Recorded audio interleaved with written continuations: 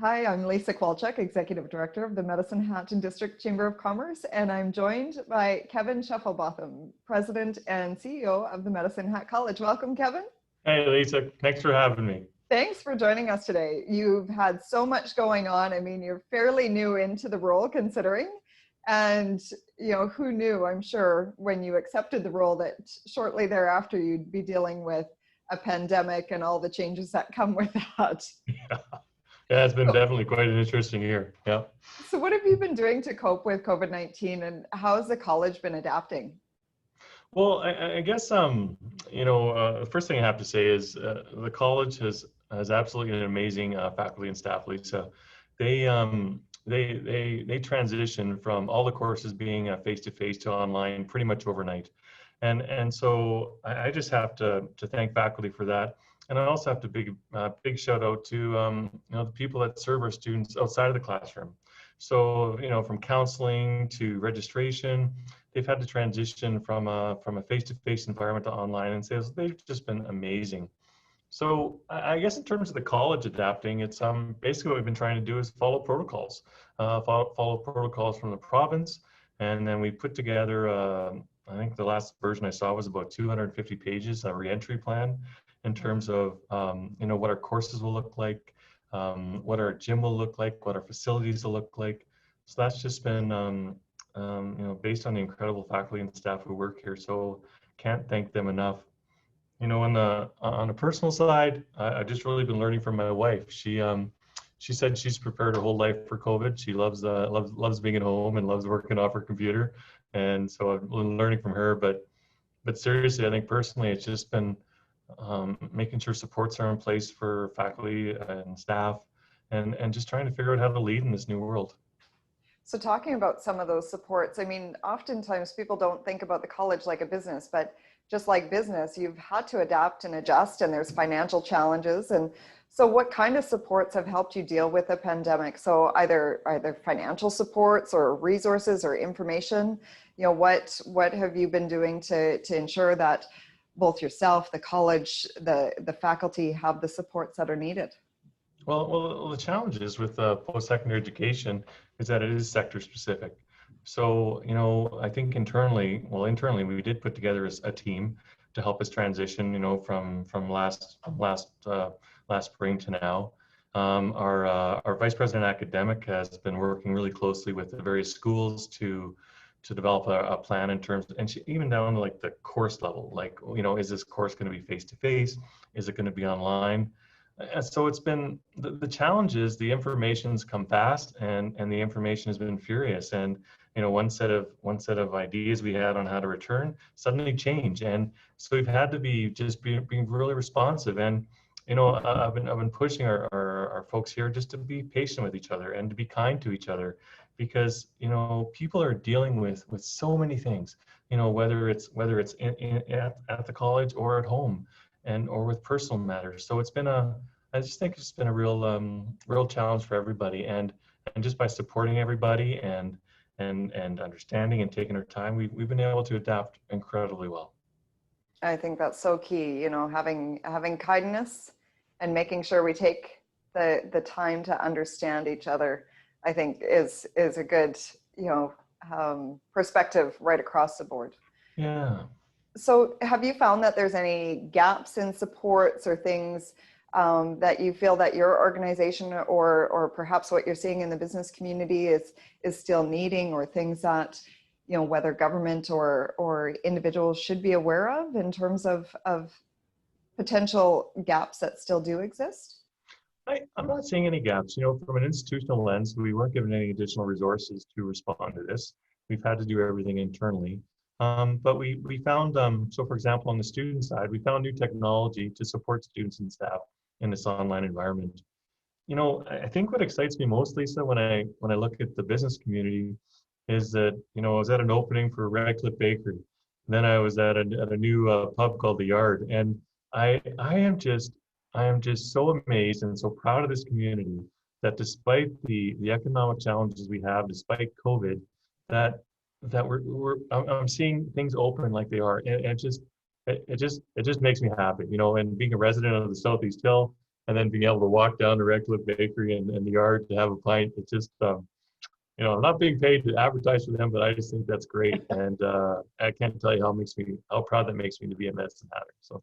We truly do have an amazing business community. I have the privilege of being able to work with businesses each and every day, and to see, the risks that people are willing to take, particularly Yeah. right now, and just seeing how people are adapting and adjusting, and supporting our community as a whole. It's been very, while it's been exceptionally challenging, it's been really neat to see how these businesses have adjusted to this environment that we're in.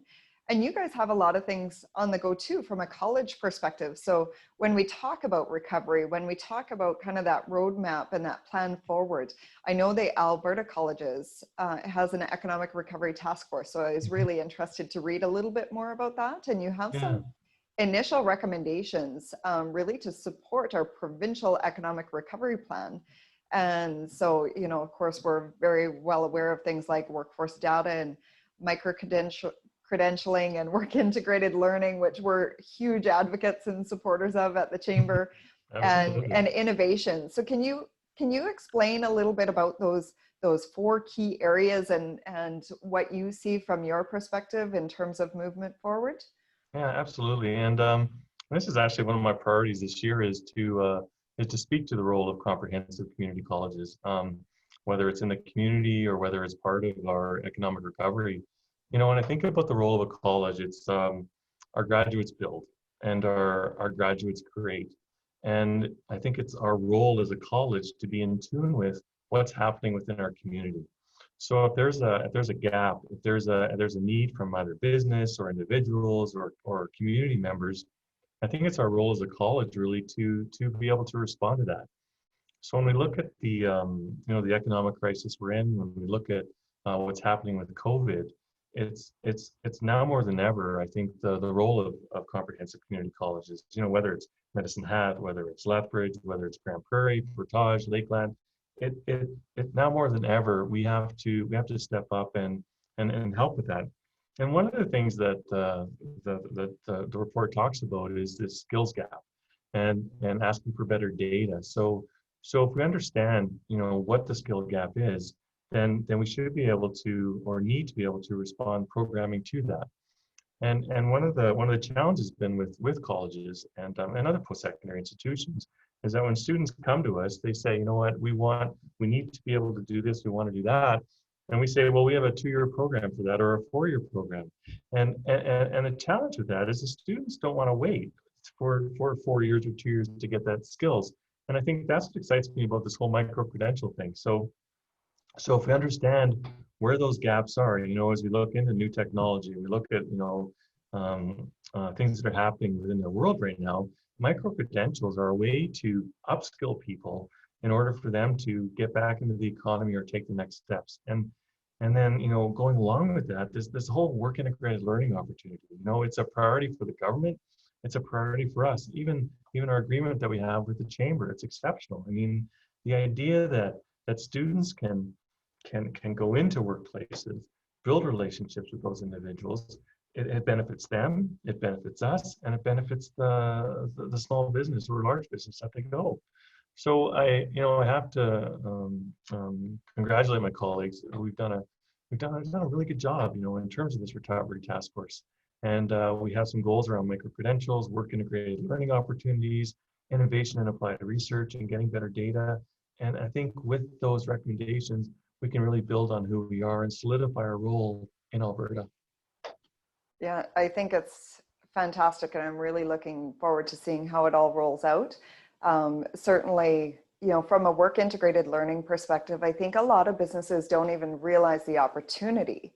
They're not necessarily thinking about students as, a potential component of their workforce, whether, and particularly to fill some of those short-term gaps Yeah. that they might have in their workforce.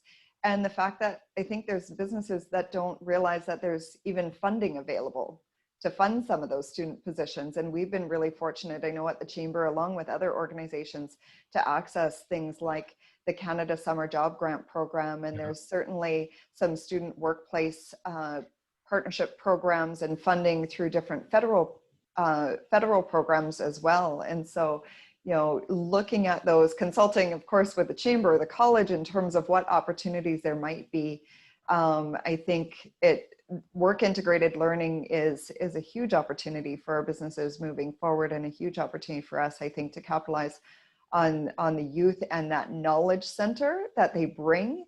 We have had the advantage of having phenomenal students for a number of years assist us, and so I'm a huge advocate for hiring our youth and providing them work experience, but also getting the benefit of what they bring in terms of knowledge and new ideas and energy into the workforce. So I think it's great. And if And we could, I was just going to say micro-credentialing as well, I think, is a great opportunity, because we see one of the biggest challenges for businesses is time.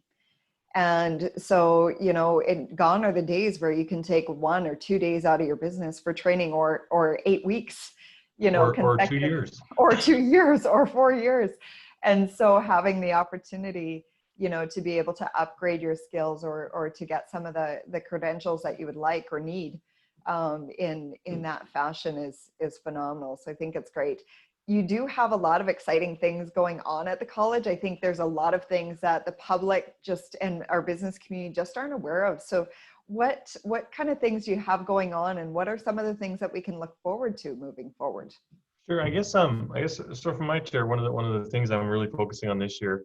Last year we spent a lot of time engaging Southeastern Alberta in developing a strategic plan, and so this year it's really going to be.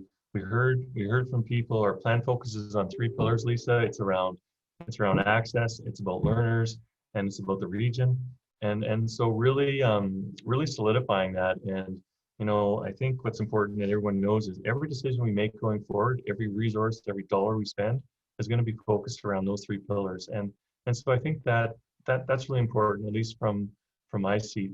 What we have a couple of things that are happening, which is really cool. First of all, we're going to be breaking ground on a new facility, health, wellness, athletic expansion. And it's going to include a simulation space. It's going to include an Indigenous center. And it's also going to include expanded health and wellness facilities. So, you know, students and staff and communities can now work out in a room with actual windows and looking out into the beautiful lawns and facilities that we have. So I'm incredibly excited about that. I'm also incredibly excited about, we recently signed a partnership with Prairie Rose School Division and Medicine Hat School District 76. And we created this new partnership called Cooley Collegiate. So we now have high school students on our campus, and adults wanting to take academic upgrading or high school programming can take it through there. So that's really exciting. And I think also from my lens, what's really exciting is, you know, COVID has changed who we are as an institution, has changed how we do things and how we offer. And I think over the next year, we're really going to start to look at what's worked well, what hasn't worked well, and what the community can expect is we're going to change. We're going to change based on that. And you know, things we've done in the past, we may stop doing, and things that we've started doing with COVID, we may continue on. So that could look like, you know, we used to be primarily a face-to-face organization. It could mean now in the future we offer 2 streams, face-to-face and online, for students to choose from. So defining how we use our space, how we offer our programming, how we offer our services, that's really on my mind. And I think COVID's given us a real leapfrog into that. And I know in the community, other businesses are doing the same, probably yours as well. Absolutely. And I think, you know, again, a lot of people don't know or perhaps weren't aware of all the different programs that you even have through your continuing studies. So, you know, there's already, I've seen a number of online courses being promoted and communicated.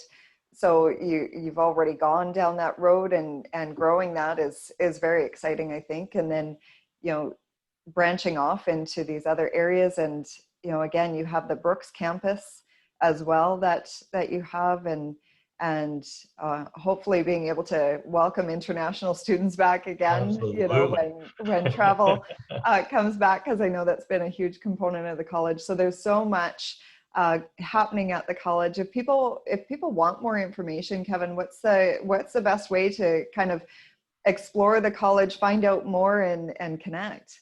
Well, I think, you know, we're open to staff, students, and individuals with appointments. Certainly, anybody can contact me directly. You know, if you see me walking around downtown, that's where I usually live my days. Please stop me and ask a question. And we, you know, the three pillars: learners, access, and the region. We want to be part of this community. We want to understand the needs, and we want to work with organizations like yours to show we don't want to be this island on our own. You know, we are strong, working with others, and more important, I think that's the backbone of what a comprehensive community college is. So, you know, whether it's Brooks, whether it's all of Southeastern Alberta, Lisa, it's so important that we have those opportunities to engage. So I'm going to be on the community, meeting with folks like you, and I hope people will take me up on that opportunity. No, and you've been very open to new partnerships and exploring new ideas. And I guess selfishly, I'll ask you my final question in terms of, you know, what obviously we have built a really strong relationship between the chamber and the college, and there's more opportunities, you know, I see coming down the pipe in the future. But what have you found the most beneficial in terms of our connection and you know, the connection between the chamber and the college in terms of the benefits that you see of you know, our post-secondary and our business community working together? Well, Lisa, it's the connection is we need to understand what's happening in our community, and you represent so many stakeholders within our community. And so when I have questions about what's going on, when you have ideas about thoughts that you're hearing from people, that's what I'm here seeing. It's this bridge, it's this communication channel. And you know, your energy and your board's energy is just incredible. In fact, you know, Mark Keller from our shop is now a member of your board. I we can't do what we do without organizations or institutions like yours. And and I think, you know, we've just touched on the surface of what we can do together. And I'm really looking forward to what the future brings. There's exciting things ahead, I know for sure. Absolutely. Thank you so much for your time, Kevin, and for giving us just a little glimpse in terms of life at the college and what's in store. Thanks, Lisa. I really appreciate this.